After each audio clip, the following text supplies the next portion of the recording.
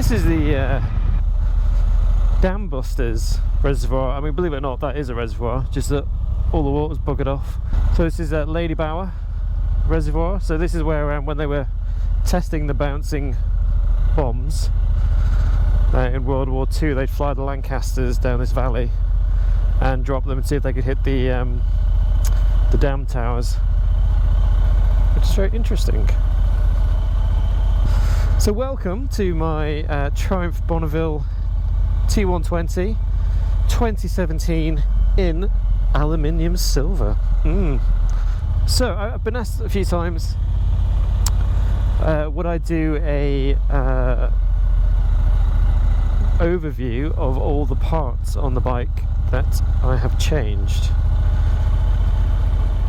and the answer is yes, I will do that, and I shall do it today for two reasons.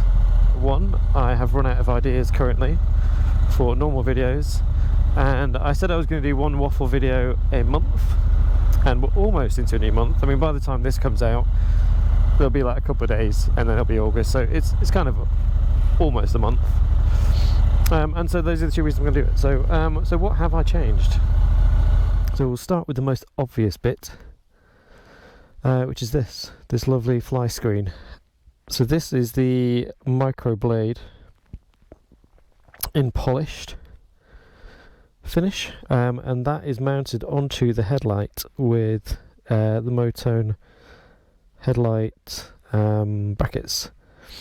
So normally if you've got the standard ones on your bike, your light sits a lot higher, so I wanted to move mine down, so that's why I got these brackets, which you can slide up or down. So for me, I just like how that looks when it's the headlight's a little bit further back and a little bit further down. So with that as well, I've got the Motone bullet, I think they're called bullet, I don't know, indicators. These aren't LEDs actually, these are just normal incandescent bulbs. Going under there, I've got a Motone rectifier relocation bracket. That's a nice little mod to do. If you do this and you still have the gaiters on, you might have a problem with the gaiters actually catching. I don't know how you would fix that or not, whether that's been a problem for some people. I don't know. I did have someone on Instagram asking me about that, whether there was any issues, but obviously I've taken my gaiters off because I wanted to reveal the sort of nice silvery finish underneath, so I haven't had a problem with that. These are from a Street Cup, which just clip on and off like that. So they're just little fork protectors. So if you wanted to take your gaiters off, it's probably wise to get those. This is the fender. This polished fender is from Motone again. This is actually the wrong way around. When you get them, if you get one and you find it's clean, you'll see there's a Motone logo underneath here, and I think you're supposed to put the fenders the other way around. So this would be the back part and that would be the front. But I preferred how it looks this way because this bit's shorter, and so you get a little bit more protection for your radiator here, and it looks a bit cooler at the front with it being shorter. I've kept the brace on because I like how this looks. So there aren't holes in this when you get it originally, so I had to drill the holes out to get this to fit, but I think that looks really, really cool. I did have a Motone, shouldn't touch, that's really hot, Motone radiator guard on there, but that rusted through in one winter, so I wasn't particularly happy with that. Motone, I want to say sump guard, but no, it's not a sump, just guard at the bottom. It sounds a bit rickly, doesn't it? That's great, I really like that, it just tidies that bottom bit up a lot. The infamous headlight that everybody seems to like. I don't know who makes these. I bought this off eBay for, I think it cost me about a tenner. I've seen very similar lights on Harley Davidsons, but I don't know for sure. There's no maker's marks on it or anything, so I had to buy that, and then I had to buy this clamp which I got from eBay. I think that was about £5 or something. And then I had to make a little wiring harness up, which connects to the battery, and then there's a little, the wire runs all the way up here to this little tiny micro switch, which is really discreet, and I like that a lot. So that all works on its own circuit. It's independent, so that's all good, because I haven't really had to mess with the wiring of the bike. This brake reservoir cap, which again, like the radiator guard, hasn't actually fared that well over last winter, so all this is starting to peel off now, so that's a bit disappointing. Where I have my phone, I have the SB Connect with the anti-vibration dampener on it. That's really good. That's like solid metal. That's really nice, well made.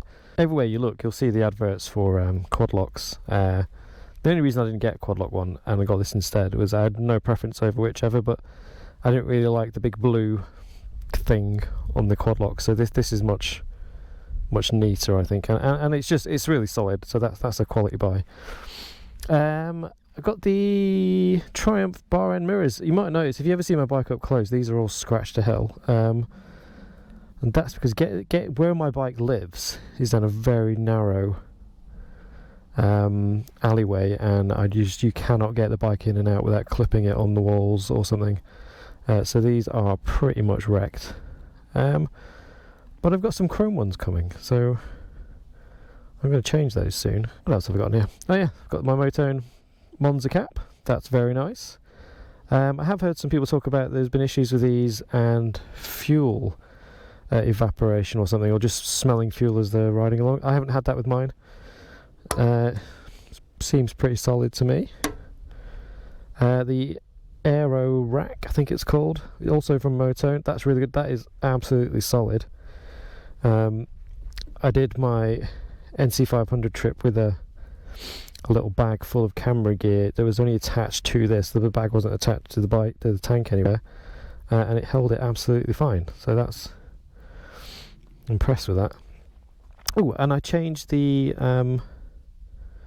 knee pads. So if you have a normal T120, they obviously have the Triumph ones, but I like these ones from Motone just because they sort of actually follow the line of the tank better. Got these little caps here, end thing for the fake carb thing, whatever that is. They look kind of cool. I'm going to get some for the engine covers as well at some point. Coming down here, I've got I swapped out these foot pegs for these Motone ones, which look the business. They're really nice. They're solid as well. They're really well made. Got the little Motone Flying Saucer oil filler cap thing there. That's really nice. Those are the Vance & Hines upgrades, and these are the American spec ones. So I can take the baffles out, which I have taken the baffles out. Onto the back here, I've got obviously my bags, which are fabulous. I've got the shocks. I upgraded the rear shocks to these Hagon shrouded ones because they look perfect on the bike. They look so much nicer than the originals, and they're a lot better, and they don't cost very much. So I got this, I think it's called the Tanto chain guard. I kind of wish he designed it so it sat a bit closer to the chain because it sits very high. But it looks cool. It looks really nice. I've got a long reach polished rear fender. Now this is also from Motone, but they haven't had it in stock for a really long time.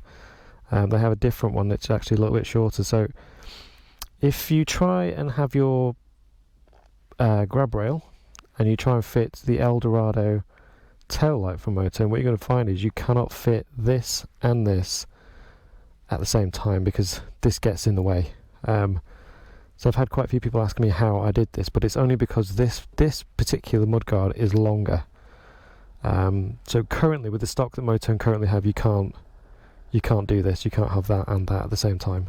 Because I changed the whole rear light cluster, there was nowhere to put my rear indicators because I want panniers, and the only real places normally that you can put on your indicators are on the top shock mounts, which for a rear indicator is a terrible place because you can't have bags on with them there.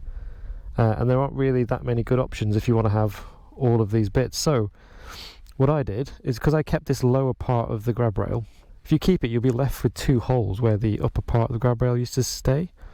And so you can either blank those off with some stainless steel screws, but I found that the little Motone indicator bracket with a washer on one end, that this is supposed to go on your shock over there, it actually fits, and it actually kind of follows the curve of the mudguard, so it looks really nice. The only issue I've had with these rear indicators is they fog up on the inside a lot, I've drilled a little hole in underneath, and that's helped. I've got crap all over my fingers, but they still condense a lot inside there. So as I was saying, if you take off the higher part of the grab rail, you'll be left with 2 holes. So one of them I use to attach this little Motone bracket to, and the other one actually is really handy. If you buy these, I don't know what they're called. It's just like a little lug thing from Motone for attaching straps and stuff to. That fits the screw hole, and that's really handy when you've got bags and stuff on here. When you're going touring for a long way, that's been fantastic on either side, just to loop straps around and stuff. So they're really good. I have a black and white plate, completely illegal. My bike is nowhere near old enough for that. It just looks cool, and I think as long as I'm not driving like a bell end, I think the police will leave me alone because it kind of suits the bike. Tyres. So at the moment I've got the Avon Spirit STs on. I changed from the Pirelli MT60 RSs because they were great. I love those tyres. They were really, really good. The main issue I had is that they wore out super quickly. Like I was getting less than 3,000 miles out of a rear. I've heard great things about these, and they're a British make, which obviously goes with the bike. So that seemed like a good thing to do. How could I forget my seat? My lovely seat that I've fucked this seat up quite badly actually. This was made for me by Tom Hurley of Hurley Custom Seats, and it is fantastic. It has memory foam and medical gel inserts, so it's really, really comfy, way comfier than Triumph's own comfort seat, and it looks brilliant. Tom Hurley, he's quite hard to get hold of. He's very busy. He's in demand because obviously his work is fantastic. So if you send him a seat base to put your new seat on, you might be waiting a little while, but totally worth it. Anyway, I think that's about it really. So let's go for a ride.